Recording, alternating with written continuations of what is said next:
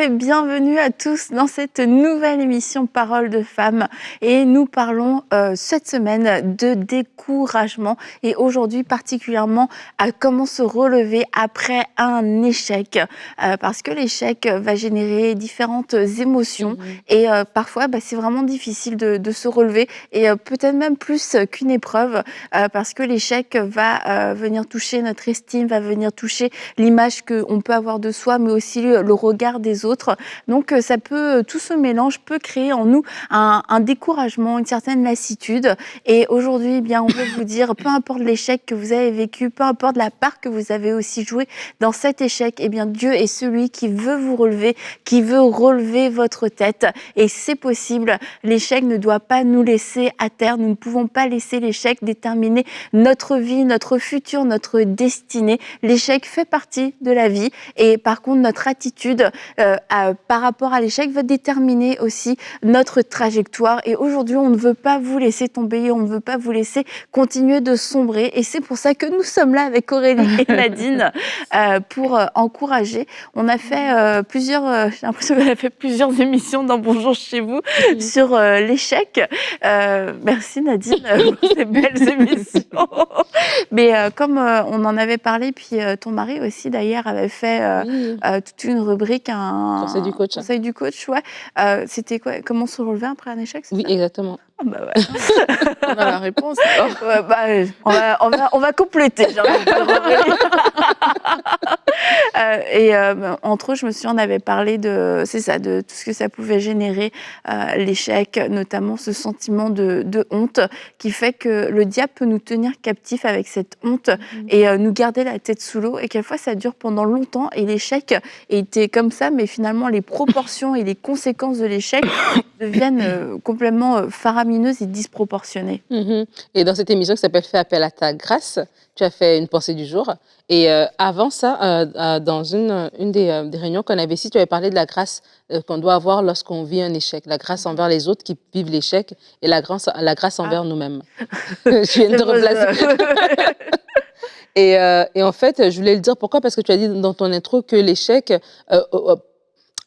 différemment de l'épreuve, que l'épreuve, des fois, c'est quelque chose qu'on subit. L'échec, c'est quelque chose que, voilà, ça provient suite à quelque chose qu'on a nous-mêmes entrepris, donc dans lequel on a joué un rôle. Peut-être c'est un échec au niveau d'une relation, peut-être c'est un échec au niveau d'un projet qu'on a mis en place, peut-être c'est un échec au niveau du travail, un échec au niveau d'une entreprise qu'on a voulu mettre sur pied. Donc, on a joué un rôle dans cette entreprise-là et après, ça n'a pas marché. Et donc, ça vient nous remettre en question et des fois aussi, le regard des autres aussi pèse sur nous.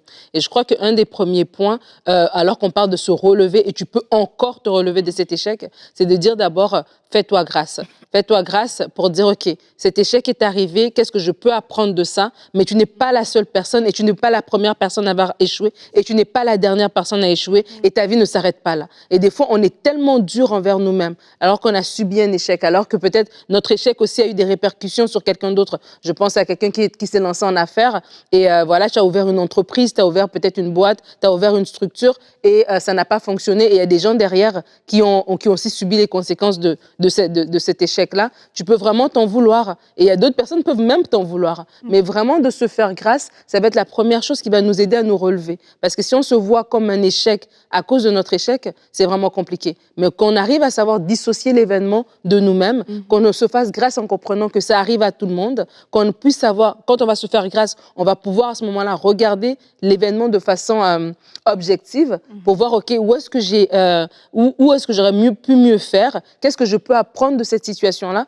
parce que ça ne veut pas dire que ça n'a pas marché, que ça ne marchera jamais, ça veut tout simplement dire qu'il y a une autre façon de faire. Et ça fait cliché de le dire comme ça, mais c'est vrai en fait, c'est vraiment vrai. Donc si on a cette position-là, ça va vraiment nous aider à nous relever, parce que comme on a dit hier, Goliath, il veut juste nous parler pour nous faire taire. Il a parlé pendant 40 jours, les soldats d'Israël n'ont pu rien faire, ça a pris un David qui arrive. Et donc de la même manière aussi, votre échec peut vous parler. Il peut vous parler pour vous dire, tu ne feras jamais rien de bon de ta vie, ou il peut vous parler pour vous dire, regarde, voici ce que tu peux apprendre de cet événement-là pour pouvoir mieux faire la prochaine fois. C'est un peu comme les personnes qui disent justement que ils ont appris ce qu'il ne fallait pas faire lorsqu'ils se sont retrouvés dans un échec, plutôt que de stagner parce que voilà, tout est fini, on est dans l'échec. Et j'aime beaucoup le point que tu as amené par rapport à se faire grâce, parce que se faire grâce, c'est aussi décider mais d'avancer, de reprendre le cours de sa vie et quelque part de mettre de côté cet échec-là. Et il y a cette histoire dans 2 Samuel 12, quelque chose comme ça, où David, l'enfant est mort. Les serviteurs, en fait, il est là, ils se morfondent tous les jours. Et puis, finalement, l'enfant meurt. Et puis là, lui qui ne mangeait pas, il se lève, il commence à manger. Il va consoler Bathsheba aussi, c'est ce que la Bible dit. Et en fait, il s'est relevé. C'était quelque chose de dur qu'il a vécu. Mais ce qu'il a fait, c'est qu'une fois que l'enfant est décédé, dans son cas, il n'est pas resté là, il ne s'est pas arrêté à cette information-là. Et il a repris son règne, si on peut dire ça comme ça, alors que les jours d'avant, il se morfondait, il était là, il priait, il implorait la grâce de Dieu par rapport à cet enfant-là. Il a recommencé à faire ce qu'il devait faire. Et Bathsheba, qui était concernée, tu parlais des personnes concernées par un projet, par exemple, qui a échoué, il est allé la consoler. Et moi, je pense que quand l'échec est arrivé, la situation est arrivée, c'est arrivé. Comme dans son cas, la chose est arrivée, c'est arrivé. Mais il faut trouver aussi cette force, comme il a fait David, de pouvoir tout simplement se relever et de faire ce qu'il faut faire à ce moment-là, en fait, de prendre ses responsabilités. Parce que l'un des pièges de l'échec, c'est que parfois, comme tu as échoué, il y a des responsabilités imminentes que tu vas délaisser parce que tu restes trop longtemps dans le côté « je me morfonds », dans le côté « c'est dur, je ne vais pas y arriver ». On ne dit pas d'occulter cette chose-là, il faut savoir tirer les leçons, comme on a dit, de ses erreurs, mais il faut aussi savoir se relever, comme on est en train de voir aujourd'hui, en disant « ok, là, c'était plus le temps de s'apitoyer, c'était le temps de se lever pour faire ce qu'il y avait à faire ». Les personnes qui étaient impliquées à cause de son erreur, comme Bathsheba, c'était le temps aussi d'aller la fortifier, d'aller la consoler pour que le cycle de la vie puisse reprendre de manière, on va dire, normale. Donc, je vous encourage dans ce sens-ci, ne restez pas à terre, en fait. Ne restez pas dans la position où c'est l'échec et puis on s'arrête là, on prend du temps et tout. Mais choisissez de vous relever aujourd'hui. C'est peut-être difficile, mais Dieu saura consoler votre cœur. Choisissez de le faire. Et je veux juste rebondir sur ce que tu dis par rapport à David et Bathsheba. Ça, c'était un échec au niveau de la vie de David dans son cœur de serviteur de Dieu. Ça marche avec le Seigneur. C'était vraiment un échec au niveau du péché. Et lorsqu'on a un échec de ce type-là, un échec où est-ce que c'est vraiment dans notre marche avec le Seigneur, dans notre marche de sanctification, on a un échec. Et avec David, il y avait échec avec des conséquences assez graves. Il y a Uri qui est décédé de ça. Il y a le bébé qui est né, qui tombait malade. Il y avait le bébé qui est décédé. Il y avait vraiment tout le monde. C'était un échec au niveau même de lui, sa position de roi, de comment le peuple le voyait. C'est au niveau de lui avec Dieu, sa relation avec le Seigneur. Cet échec-là, cette erreur-là a eu des ramifications vraiment assez grandes. Mais ce que j'ai aimé de David, c'est que David est retourné vers Dieu. Et lorsqu'on parle des échecs, si on vit un échec au niveau de notre marche avec le Seigneur, où on est tombé, c'est vraiment important de revenir à lui et de revenir vers Dieu. Et ce qui est beau, c'est que Dieu a accueilli David. Et c'est ça qui est important. On parlait de Goliath, de Goliath qui parle, tu l'as dit hier, Annabelle. Et lorsqu'on a un échec au niveau de notre marche, l'ennemi va nous parler pour nous dire qu'on est disqualifié. Il va nous dire qu'on ne peut plus se présenter devant le Seigneur. Il va nous dire que notre ministère ne va jamais se relever, que notre vie ne va jamais se relever, voilà, qu'on est le pire des pécheurs, qu'on doit s'asseoir au dernier rang. Et que même on n'ose même plus se lever, on n'ose même plus aller à l'église, on n'ose même plus prier. On a l'impression qu'on est disqualifié, qu'on doit sortir de la présence du Seigneur. Mais alors que c'est Dieu qui nous restaure. Et vraiment, l'échec aussi, à ce moment-là, nous apprend qu'on est humain.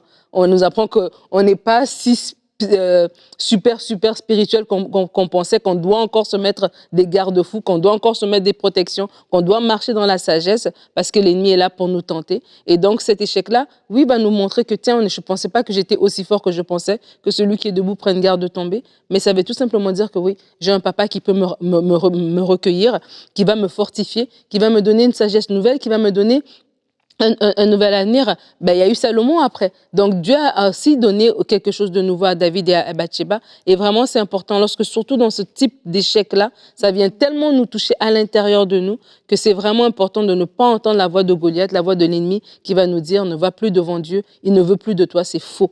On doit aller vers le Seigneur. C'est lui qui va nous rencontrer. C'est lui qui nous connaît. C'est lui qui saura nous relever et nous fortifier. Et même si l'échec a des conséquences, parce que ça arrive quand même régulièrement, je pense notamment à une mauvaise gestion financière, peut-être un mauvais investissement, un mauvais prêt, etc., des dettes, on peut se dire je vais me relever de mon échec quand tout ça se sera résolu. Mais en fait, on peut déjà se relever de l'échec tout en assumant la responsabilité de ses actes. Ça veut pas, je ne vais pas attendre que d'avoir fini de rembourser toute ma dette pour me dire c'est bon, aïe, je peux me relever de l'échec. C'est ok, j'ai compris, j'ai fait un mauvais investissement, j'ai eu une mauvaise gestion financière, mais je me relève maintenant et je reprends le contrôle avec l'aide du Saint-Esprit, avec sa sagesse de mes finances et je commence à mettre en place des bonnes choses et je ne vais pas attendre que toutes les conséquences soient absorbées pour me dire je vais me relever parce qu'en fait il y a des échecs, en tout cas la situation était un échec et il y a des conséquences quelquefois qui vont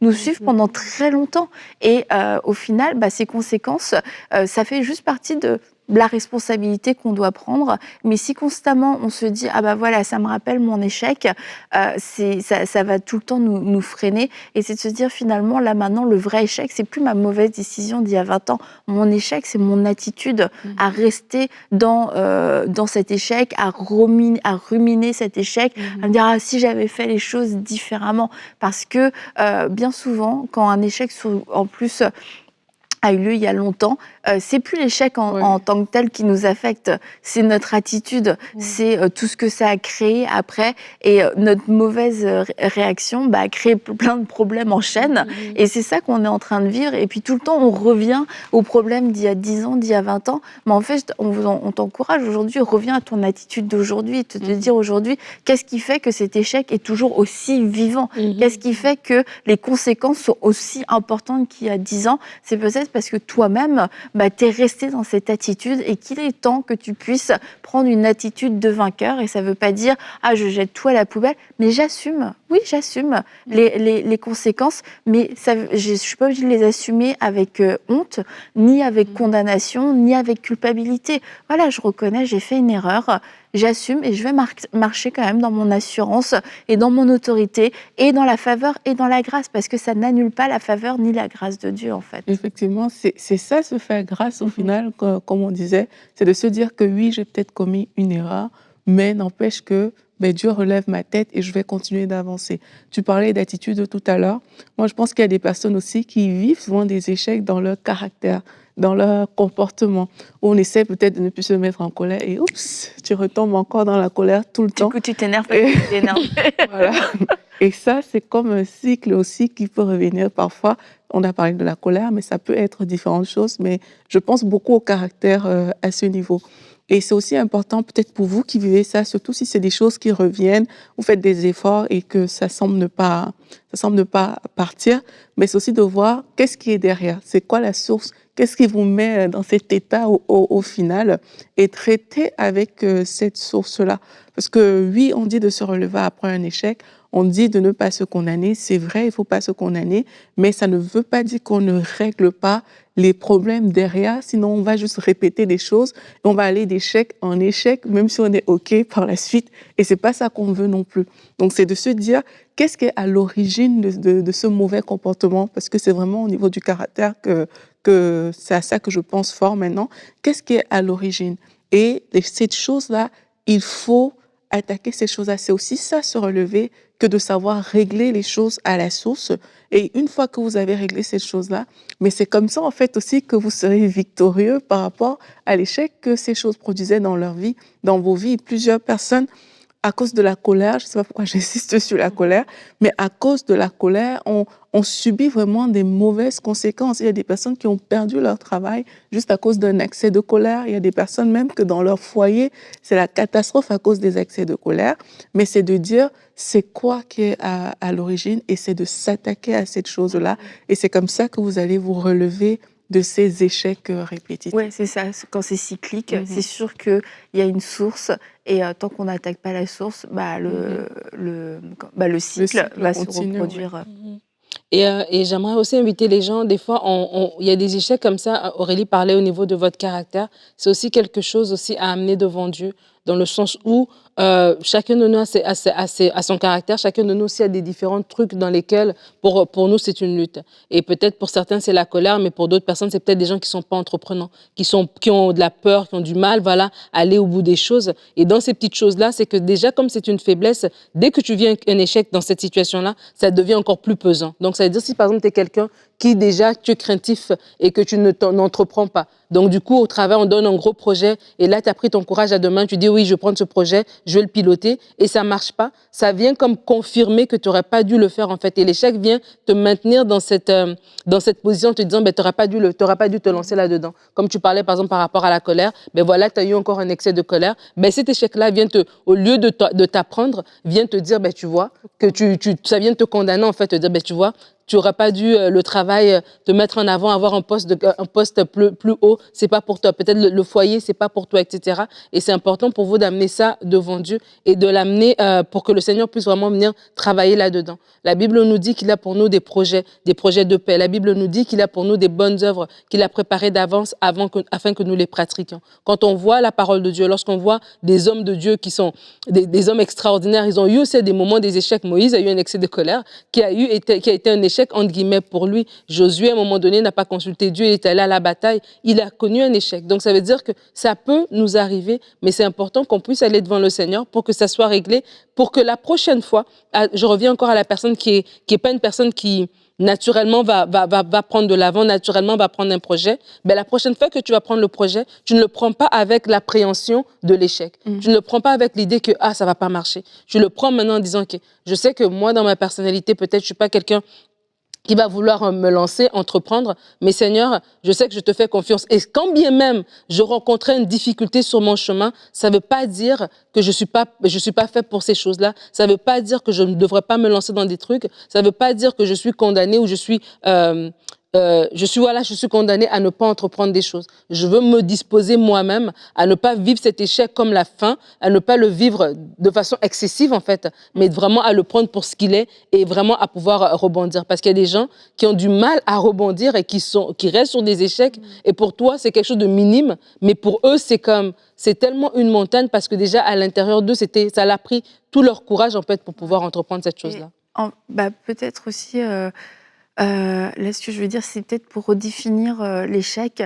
Il y a des échecs qu'on vit parce que on s'est imposé en fait un échec, parce que on a fixé un objectif qui était inatteignable, et forcément on est dans une situation d'échec. Et je me souviens une fois, je sais plus c'était quoi, un truc de sport.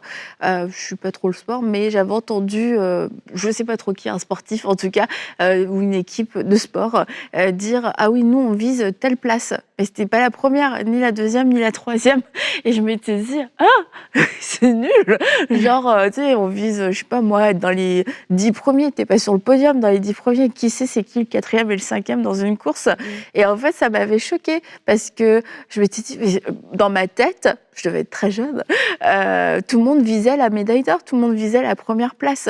Mais en fait, eux, c'était peut-être leur première participation, je sais pas si c'était au JO ou je ne sais quoi, et en fait, ils visaient pas du tout la médaille d'or. S'ils l'avaient eu, ils auraient été contents. Mais c'était pas ça leur objectif, parce que ils comptaient y retourner pas l'année d'après, parce qu'il n'y a pas des JO tous les ans, mais je sais au moins ça. Mais ils avaient conscience que il y aurait plusieurs compétitions, il y aurait plusieurs choses. Et donc là, non, si on atteint cet objectif, on va être super content. Mais l'objectif, c'était pas la première place. Et quelquefois, nous, on vise que la médaille d'or, mais on se rend. Et puis, si on n'a pas la médaille d'or, pour laquelle on n'était pas prête, on n'était pas prêt, on va être hyper déçu et on se dit c'est un échec. Mais même si on reprend l'exemple du sport que je ne maîtrise absolument pas, c'est que quand tu arrives au JO, eh bien, je crois qu'avant d'arriver au JO, tu as déjà remporté plusieurs victoires. Et si tu n'étais pas gagnant au JO et que, mettons, tu n'étais pas prêt, tu n'avais pas le niveau, etc., et que dans ta vie, tu es un peu comme ça, tu es propulsé, tu te propulses dans les JO, tu n'as pas la médaille d'or, tu peux dire, mince, j'ai échoué, mais en fait, tu as oublié que tu as remporté plein de victoires pour arriver jusque-là. Peut-être que, sur le sprint final, tu as une déception, tu n'as pas atteint l'objectif que tu voulais, mais c'est aussi une question de perspective et de se dire, en fait, j'ai fait tout un parcours quasi sans faute, où j'ai vraiment vu des réussites sur réussites sur réussites. Il y a une chose, et quelquefois, quand c'est la chose finale, c'est un peu plus dur, que j'ai pas réussi. Et c'est là où on va dire, bah, j'ai vécu un échec, mais c'est de se dire, je suis allée tellement loin, bah, la prochaine fois, je repars pas à zéro, en fait. J'ai déjà tout cet acquis, toute cette connaissance pour pouvoir gagner dans le sprint final, gagner encore du temps. Qu'est-ce qu'on gagne dans un sprint final? Tu as dit exactement ce que tu as dit, un point que j'avais à cœur de dire, Annabelle. Exactement. Parce que c'est ça, c'est qu'on ignore les victoires intermédiaires. On ignore. Tu le dis tellement bien. On ignore les victoires intermédiaires. Les gens ignorent qu'ils ont battu un ours, qu'ils ont battu un lion, mais ils mettent directement le combat devant Goliath, en fait. Mais c'est pas ce qu'il faut faire. Moi, je pense à toutes les personnes qui, justement, peut-être elles veulent atteindre quelque chose dans la vie, mais c'est pas encore arrivé. Et parce que ton objectif final, c'est d'atteindre cette chose-là, tu fermes les yeux sur toutes les victoires que Dieu t'a données auparavant, en fait. Et ça, c'est important de se dire, oui, peut-être que c'est long et tout d'aller là-bas, mais n'oublie pas qu'aujourd'hui, il y a des choses que tu es en train de gagner et ce sont tes victoires intermédiaires. C'est ces choses-là sur lesquelles tu dois t'arrêter, célébrer, ne pas juste avoir l'objectif final comme ton but, ton point, parce que trop de gens, parce qu'ils n'ont pas atteint quelque chose, disent que c'est un échec. Et c'est pas vrai. Ça, c'est quelque chose que l'ennemi veut te faire croire, en fait. C'est pas vrai. Il y a cette chose que tu attends. Ça viendra, oui, par la grâce de Dieu, mais aujourd'hui, il y a des victoires que tu as vaincues. Il y a des prières que tu as faites par rapport à ces choses-là qui ont déjà abattu certains géants, même si tu n'en as pas conscience. Tu es en train de marcher, tu es en train d'aller vers la fin, mais tes prières d'aujourd'hui abattent déjà des géants. Les prières que tu fais aujourd'hui portent déjà du fruit, ça porte déjà du résultat. Et réjouis-toi. N'attends pas de voir quand tu seras au bout pour te réjouir, mais réjouis-toi de ce que les actions que tu poses aujourd'hui avec Dieu dans la prière portent déjà du fruit.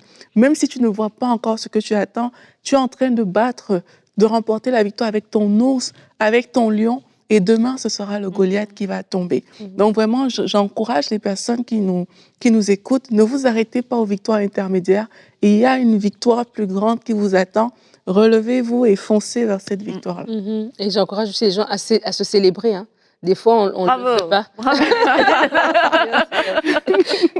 Non, mais c'est vrai, se célébrer, des fois, on est, comme tu dis, parce qu'on a l'objectif de la victoire finale, on ne célèbre pas on ne reconnaît pas les victoires intermédiaires, mais on ne se célèbre pas non plus, on ne célèbre pas ce qu'on a déjà fait, ce qu'on a déjà pu accomplir. Et des fois, il faut le faire. Moi, je le fais pour moi-même. Je me félicite. Ah, ok, Nadine, tu as fait ça, tu as fait ça, tu as fait ça. Ben, bravo, tu es brave. Vraiment, tu as réussi à accomplir ces choses-là. Parce que des fois, si on attend les célébrations des autres, des gens de l'extérieur, ça ne vient pas toujours assez rapidement. Et des fois, nous, ça ne vient pas. Et des fois, si on tente des perches. Non seulement ça ne vient pas, mais nous-mêmes aussi, si on est en mode l'objectif final, ben, tant que l'objectif, on ne l'a pas atteint, on n'est pas en mesure de se célébrer. Et peut-être les autres aussi, ils attendent aussi l'objectif final pour nous célébrer. Mais nous savons les petites choses qu'on a fait au quotidien. Nous, on sait que, par exemple, oui, peut-être que je n'ai pas, je ne sais pas moi, la maison de rêve, mais je sais que mon foyer, j'en prends soin. Ben, je célèbre ça. Je célèbre que je suis une femme voilà, qui est attentionnée. Je sais que mes enfants, j'en prends soin. Je sais que je suis une amie sur qui on peut compter. Je célèbre ça dans ma vie. Nous célébrons aussi.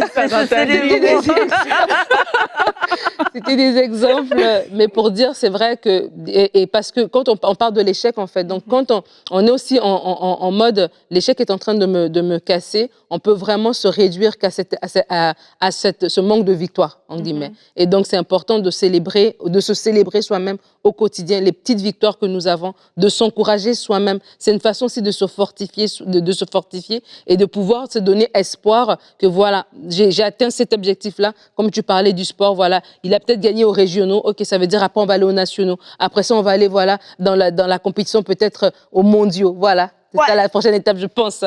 On est tous des sportifs sur ce plateau.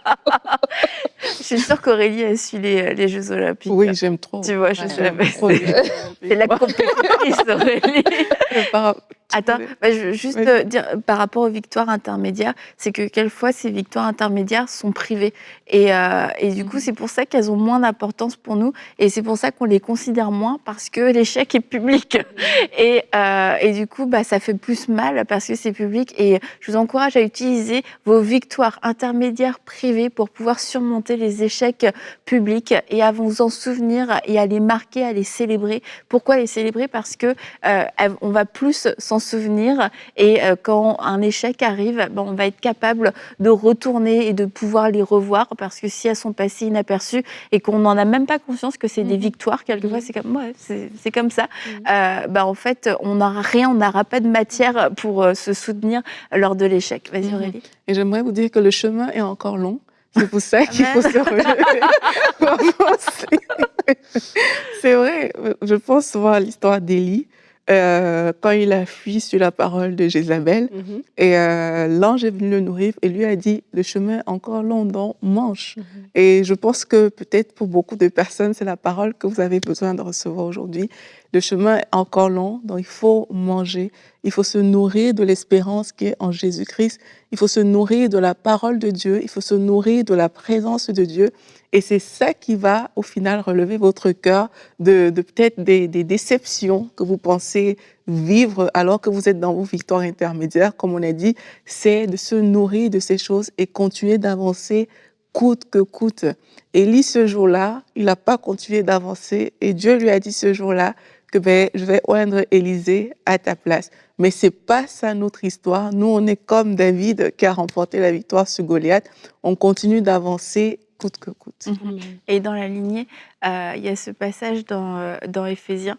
À chaque fois que je le lis, je me dis, c'est encourageant et pas encourageant. C'est prenez toutes les armes de Dieu pour pouvoir résister aux mauvais jours et tenir ferme après avoir tout surmonté. Et tu te dis, mais en fait, c'est comme sans fin. Il y a, ok, j'ai des armes pour le jour mauvais et puis je vais remporter la victoire. Mais après, il faut encore que je tienne ferme après avoir tout surmonté. Et après l'échec, on peut vraiment avoir un creux puis se laisser aller spirituellement aussi. Et comme tu l'as dit Aurélie, le chemin est long et l'échec arrivera encore. C'est de se dire, oui, j'ai l'impression pourtant que j'ai tout surmonté, j'ai déjà l'impression d'avoir été au bout de ma vie, mais il y a encore une ressource disponible et Dieu ne nous a pas laissé sans rien. Et on le dit souvent, Dieu est un Dieu bon, il nous a pas laissé sans rien du tout, il nous a donné des armes pour pouvoir résister pendant les jours mauvais. Et si vous passez à travers des jours mauvais, on vous encourage encore une fois et avec foi à vous confier en lui, à tourner vos regards vers lui